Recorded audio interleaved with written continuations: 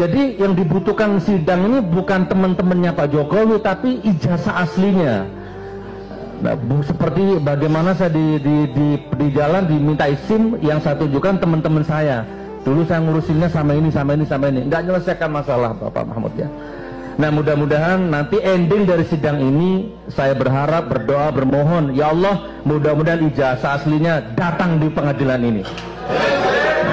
Kalau begitu saya akan bersujud, saya akan istighfar, saya akan minta ampun, saya akan minta maaf ke Jokowi, saya akan minta maaf ke keluarga besar Jokowi, saya akan minta maaf ke semua sekolah Jokowi, saya akan minta maaf ke semua media. Dan saya siap dihukum apapun resikonya, kalau ada aslinya. Assalamualaikum warahmatullahi wabarakatuh. Waalaikumsalam warahmatullahi wabarakatuh. Alhamdulillahirabbil alamin. Pemirsa, kita jumpa lagi di Bacain Berita di ruang tayang cover both side untuk bermacam berita yang ada, dan kita bisa memulai bersama Bung Kameramen. Silakan Bung Kameramen. Baik, terima kasih Bung Alfian. Syukur kita bisa syuting kembali. Semoga Bung Alfian dan seluruh penonton channel Bung Alfian diberikan kemudahan ya Bung Alfian dalam menghadapi segala ujian yang sedang dihadapinya. Amin ya rabbal alamin. Amin. Baik, Bung Alfian, ini saya mendapatkan berita dari fajar.co.id. Judulnya adalah Guru Besar UGM klaim dokumen ijazah Jokowi hilang dan telah diganti. Pengamat hukum pidana, narasi ini berbahaya. Oke Bang Alfian, saya bacakan dulu sedikit. Isu mengenai ijazah mantan Presiden Jokowi kembali menjadi sorotan setelah pernyataan mengejutkan datang dari kalangan akademisi UGM. Alih-alih memperjelas polemik yang telah bergulir sejak lama, pernyataan dari Profesor Bang Alfian, Profesor Dr. Markus Priyogunarto, seorang guru besar hukum pidana di UGM, justru menambah keraguan. Dalam sebuah kesempatan, Markus menyebut bahwa ijazah milik mantan presiden atau Jokowi pernah ada, namun kini tidak lagi berada dalam arsip resmi kampus. Ia bahkan mengklaim bahwa dokumen tersebut telah dibuat ulang. Nah, sebelum lanjut lagi, respon awal ini dulu silakan. Ada dua hal. Yang pertama, kalaupun memang hilang, Pak Prof Markus nggak ada hak untuk ngumumin hilang. Itu hak yang ngumumin itu kepolisian. Bahwa ada laporan kehilangan. Iya, kalau bicara prosedur itu yang pertama. Yang kedua, ketika disebut-sebut di repro lagi, itu terbukti bahwa diduga kuat ada sesuatu yang terjadi. Kenapa harus di repro lagi? Jadi pembuatan ijazah baru lagi itu merupakan sebuah pertanyaan. Karena kalau mau kita lacak, Bung Kameramen dan para pemirsa, sesungguhnya persoalan muskilah daripada urusan ijazah ini sudah terlalu bertele-tele. Kalau menurut saya kan itu, kalau pakai bahasa istilahnya Pak Amin Rais, cukup 10 menit lah untuk nerangin bahwa ijazahnya palsu atau tidak. Ya kan, kalau asli itu ini. Sekarang kan kalau dibahas lagi ya, jadi intinya buat ini bisa terkena ungkapan kebohongan nih, kebohongan publik nih, bahaya nih Pak Prof guru besar ini menurut saya.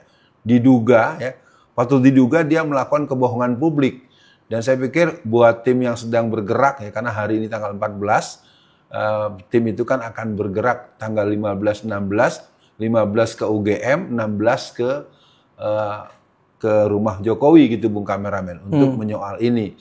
Jadi guru besar Bapak Prof Markus, Anda harus siap-siap ada yang menggugat Anda atau melaporkan Anda ke polisi sebagai kebohongan publik. Yang kedua, bahwa sesungguhnya ini kan bukan urusan Anda ngomong bilang ijazah hilang. Ijazah hilang itu harus dinyatakan oleh bidang akademik yang sedang bertugas, yang menjaga arsip, atau pihak kepolisian yang menerima laporan kehilangan ijazah kan gitu. Kalau ijazahnya hilang kok bisa kemana-mana terus jadi, itu gitu gimana? Tambah, bener ini Bung Kameramen, tambah ribet, tambah babeliat cek Sundanya Mas. Silakan lanjut Bung Kameramen. Ya, Bu Alfian, kita pindah dulu ke Gus Nur, Bung Alfian. Gus Nur ini salah satu tokoh yang saya lihat mengkhususkan hadir menjenguk Bung Alfian ketika Bung Alfian ditahan di Porong ya Bung Alfian. Nah, kalau kita melihat Gus Nur Gus Nur ini kan sebenarnya kagak salah apa-apa Bu Alfian. Beliau hanya mengajak mubahalah. Salahnya mubahalah apa? Nah ini kan kurang ajar ya. Seorang bisa dipenjara, ditahan dengan waktu yang lama, kesalahannya nggak jelas ya Bu Alfian ya.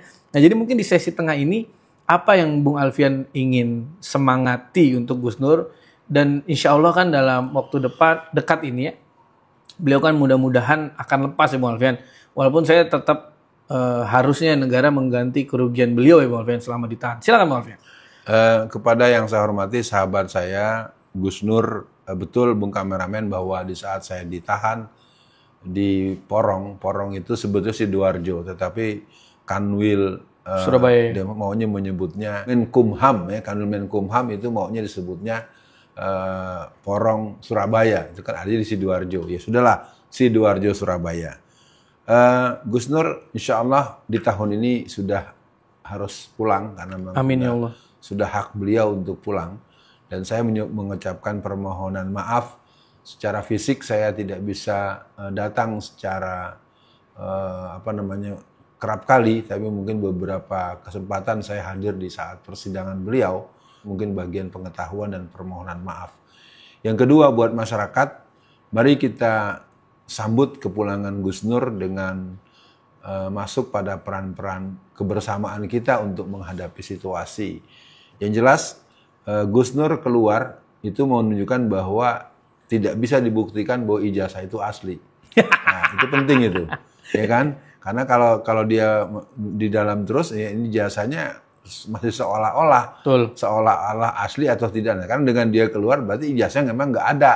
Ya karena dia bisa pulang, dan terus terang saja memang penghukuman kepada beliau dan juga dialami oleh Bambang Tri itu memang merupakan sebuah pokoknya lu gue tangkep, lu gue penjara karena lu ngeributin bos gua. Nah kan gitu kira-kira. Betul. Sekali lagi buat Gus Nur semangat, dan kami masyarakat secara nasional menunggu kepulangan Anda. Semoga program-program Anda yang sedikit agak tertunda bisa kembali berjalan, dan buat semua keluarga, baik keluarga internal maupun keluarga besar umat Islam, mari kita sambut kepulangan beliau dengan semangat persaudaraan kita. Begitu, Bung. Ya, nanti juga insya Allah ketika beliau kembali ke YouTube lagi, kita harus ramaikan channel beliau lagi, kita subscribe lagi Bu Alfian, karena bagaimanapun ditahannya Gus Nur, kita kehilangan penyerang handal. Karena Gus Nur itu, kenapa menurut saya Jokowi memaksa untuk menahan, ya karena kewalahan Bu Alfian. Bagaimanapun Gus Nur kan ngomongnya enak, bisa didengar lah dengan jelas.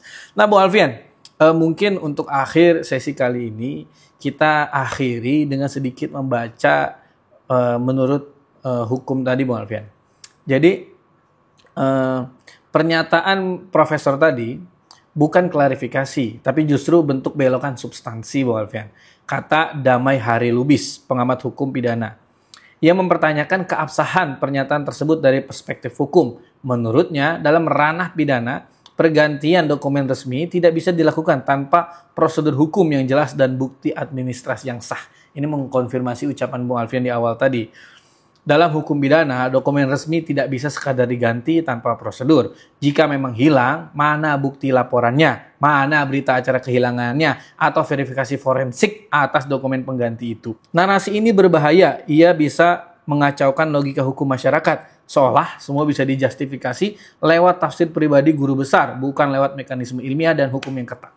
Ya, Bung Alfian, untuk akhir sesi kali ini, Gus Nur salah satu tokoh yang jadi korban ya Bung Alfian dari Jokowi.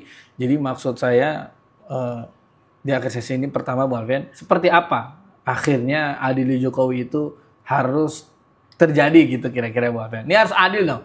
Gus Nur yang istilah kata dengan teman-temannya yang mengungkapkan, mengajak mubahalah, yang ditangkap malah Gus Nur. Justru Jokowi yang sudah jelas-jelas malah seperti dilindungi. Kemudian yang kedua, kalau kita melihat tulisan Pak Rizal Fadilah, itu kan judulnya unik juga tuh Bung Alfian. Ijazah palsu menang. Itu bisa diduga mungkin maksudnya Jokowi kalah kira-kira gitu Bung Alfian. Kan karena kan yang menggugat itu banyak sekali dan banyak fakta-fakta yang sulit untuk ditutupi. Closingnya Bung Alfian. Bagaimana akhirnya biar ini kita jelaslah semuanya untuk ini. Closingnya silakan. Saya menyebut ada 5 hal sebagai stressing penutup. Yang pertama, kasus sebelum Jokowi juga ada di UGM dan banyak. Ada yang plagiat, dan itu tokoh-tokoh publik.